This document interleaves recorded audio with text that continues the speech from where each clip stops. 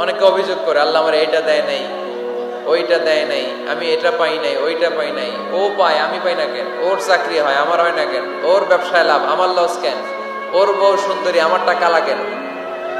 আছে না নাই? না, অভিযোগ করবেন না। আপনি যে অবস্থানে থেকে অখুশি, আপনি যেই অবস্থানে থেকে আল্লাহর কাছে অভিযোগ করতেছেন, আপনার এই অবস্থানে আসার জন্য অনেকে আল্লাহর কাছে দোয়া করতেছে, ঠিক কিনা? কিন্তু আপনি এই অবস্থানে খুশি না। অনেকে এই অবস্থানে আসতে চায়, তাদের স্বপ্ন যে তারা একদিন আপনার স্থানে আসবে, কিন্তু আপনি আপনার জায়গায় থেকে খুশি না। এজন্য উনজুর ইলা মান হুয়া আসফালা মিনকা, তোমার চেয়ে যে খারাপ অবস্থায় আছে তার দিকে তাকাও, তাহলে তোমার মনের দুঃখ ঘুচিয়ে দিবে কে? আপনার চেয়ে যে খারাপ অবস্থানে আছে তার দিকে দেখেন কি অবস্থা। আপনি এইটা চান, ওইটা চান, কত কিছু লাগবে আপনার। হসপিটালে যে দেখেন ক্যান্সারে আক্রান্ত রোগীদের কি অবস্থা দেখেন। ক্যান্সার যার নেই কোনো অ্যান্সার, বাঁচবে না সে। ওরে যে জিজ্ঞেস করেন, ভাই আমি তো বাড়ি চাই, গাড়ি চাই, আমার অনেক অভিযোগ, আমি এটা চাই, ওটা চাই, তুমি কি চাও? ক্যান্সার আক্রান্ত রোগীটা বলবে, আমি কিচ্ছু চাই না, আমি খালি বাঁচতে চাই। ক্যান্সার আক্রান্ত রোগীটা কি চায়? শুধু কি চায়? বাঁচতে চায়। আর আমাদের অনেক কিছু লাগবে। এজন্য বেঁচে যে আছি, এই জন্যই আলহামদুলিল্লাহ। শ্বাস প্রশ্বাস যে নিতে পারতেছি, বেঁচে আছি, অনেক দিয়েছে প্রভু, আর কিছু লাগবে না, আলহামদুলিল্লাহ পড়েন। চাওয়ার কোনো শেষ নাই, আছে?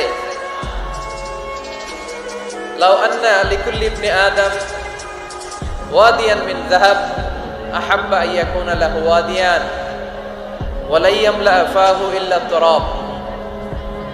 প্রত্যেক বনি আদমকে আল্লাহ তাআলা একটা করে স্বর্ণের পাহাড়ের মালিকও যদি বানিয়ে দেয়।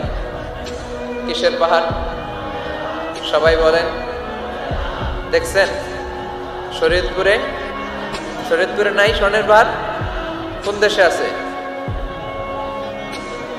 সৌদি আরব। স্বর্ণের পাহাড় নাই, স্বর্ণের খনি আছে। স্বর্ণের পাহাড় এই পৃথিবীতে হবে না, স্বর্ণের পাহাড় পাওয়া যাবে জান্নাতে, ঠিক কিনা? প্রত্যেককে যদি আল্লাহ একটা করে স্বর্ণের পাহাড়ের মালিকও বানিয়ে দেয়, তারা আরো একটা স্বর্ণের পাহাড়ের মালিক হতে চাইবে। আচ্ছা বুঝে শুনে উত্তর দেন তো, আল্লাহ যদি আমাকে একটা স্বর্ণের পাহাড়ের মালিক বানিয়ে দেয়, আমার 14 পুরুষ এই পাহাড়, স্বর্ণের পাহাড় কেটে কেটে ভেঙে ভেঙে বিক্রি করে খেয়েও এই পাহাড়ের অর্ধেকও কি শেষ করতে পারবো? তাহলে আরেকটা লাগবে কেন? স্বভাব, ঠিক কিনা? স্বভাব কি?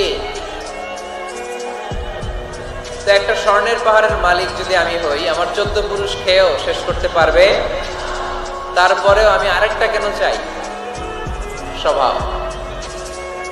আল্লাহর হাবিব বললেন এটা স্বভাব। ওয়ালা ইয়ামলা আফাহু ইল্লা তুরাব। কবরের মাটি ছাড়া কোনো কিছুই তার এই জিহ্বাটারে থামাতে পারবে। যার আছে যত বেশি, তার আরো চাই তত বেশি।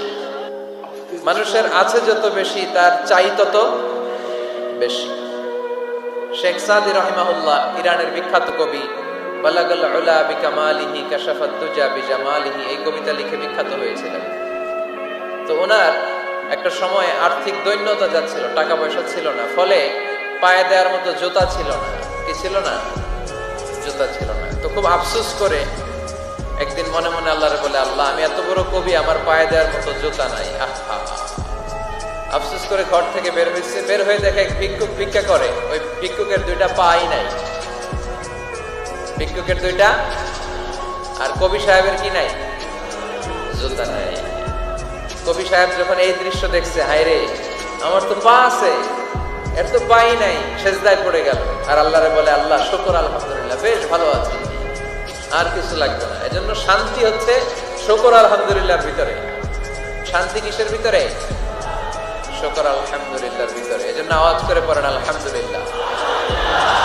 আপনার চাহিদার কোনোদিন শেষ হবে না। দেখবেন যার পা নাই, সে পা দেখে আফসোস করে, ইস লোকটা হেঁটে যায়, কি সুন্দর যায়, আমি তো হাঁটতে পারি না, যদি হাঁটতে পারতাম, যদি 2টা পা থাকতো। যার পা আছে, সে সাইকেলওয়ালাদেরকে দেখে আফসোস করে, ইস আমার যদি একটা সাইকেল থাকতো তাহলে তার হাঁটা লাগতো না, সাইকেল দিয়ে বাজারে যেতাম। যার সাইকেল আছে সে আবার হুন্ডাওয়ালাদেরকে দেখে আফসোস করে, ইস একটা হুন্ডা যদি থাকতো তাহলে তো ভো ভো করা যাইতো না। হুন্ডাওয়ালার আফসোস আছে প্রাইভেট কারওয়ালাদের দেখে, তারা আফসোস করে ইস আমার যদি একটা কার থাকতো তাহলে তো কার চালাইতে পারতাম। যাদের প্রাইভেট কার এদেরও আফসোস আছে, ইস আমার যদি একটা হেলিকপ্টার যদি থাকতো তাহলে তো উড়াল মারতে পারতাম, ঠিক না? হেলিকপ্টার ওয়ালাদেরও আফসোস আছে, আমার যদি একটা জেট প্লেন থাকতো, jet plane, private jet plane, ও প্রিন্স ওয়ালিদ বিন তালালের মতো 70% মেড অফ গোল্ড, তার একটা জেট প্লেন আছে, এটার 70% স্বর্ণ দিয়ে বানানো। তার মানে চাওয়ার কোনো শেষ আছে নাই।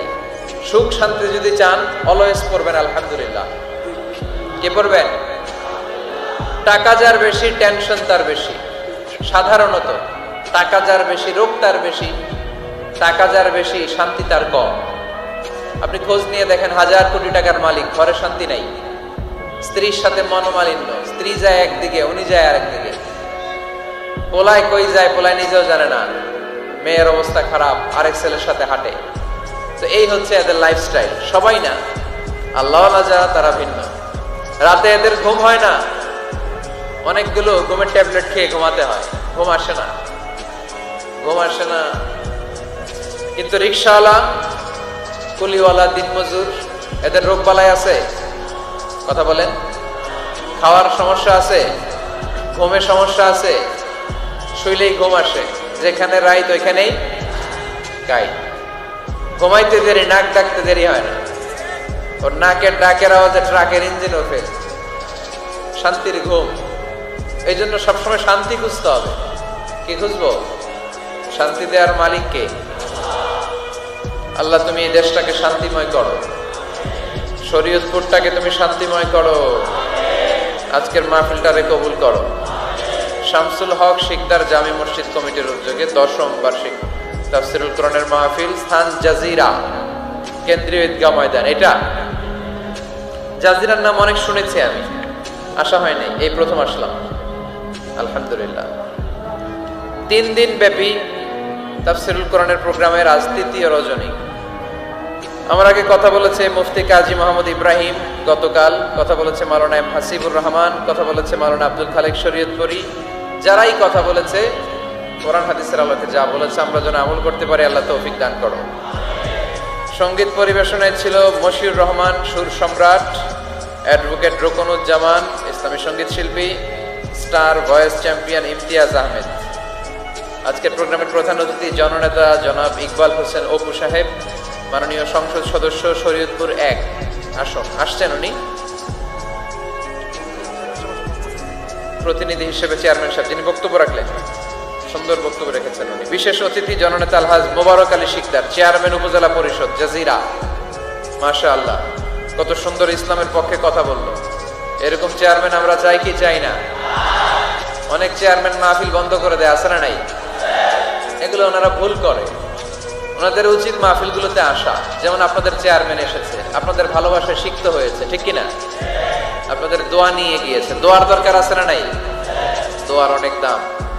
এজন্য জনপ্রতিনিধি যারা, আমি ওনাদেরকে বিনয়ের সাথে বলবো আপনারা মাহফিলগুলোতে আসবেন, এসে জনগণকে সালাম দিয়ে যাবেন, দোয়া নিয়ে যাবেন, দোয়ার অনেক দরকার। অতিথি হিসেবে আরো আছে জনাব মোহাম্মদ ইউনুস ব্যাপারী, জিএম নুরুল হক সাহেব, মোহাম্মদ ওমর ফারুক সাহেব। যারাই এসেছে আল্লাহ সবাইকে কবুল করো। বিশেষ করে আমার যুবক ভাইদেরকে আল্লাহ তুমি কবুল করো। সৈয়দনা ওমর ফারুকের মতো ইসলামের বীর সেনানী হিসেবে কবুল করে নাও। পর্দার আড়ালে মা বোনদেরকে আল্লাহ তুমি কবুল করো। আম্মা জান আয়েশা রাদিয়াল্লাহু তাআলা আনহা, খাদিজাতুল কুবরা রাদিয়াল্লাহু তাআলা আনহার মতো মহিয়সী, গরিয়সী, নেককার নারী হিসেবে কবুল করো। আসুন আমরা সরাসরি কোরআন থেকে শুনি, কারণ কোরআন থেকে শুনলে বরকত বেশি না কম? আরো জোরে বলেন, বেশি না কম? এটা এমন একটা কিতাব যে কিতাবে কোনো ভুল নাই। আছে? সন্দেহ আছে? সংশয় আছে? মুত্তাকিনদের জন্য এই বইটারে হেদায়েতের কিতাব করে নাজিল করলো কে? যালিকাল কিতাবু লা রাইবা ফি হুদাল লিল মুত্তাকিন।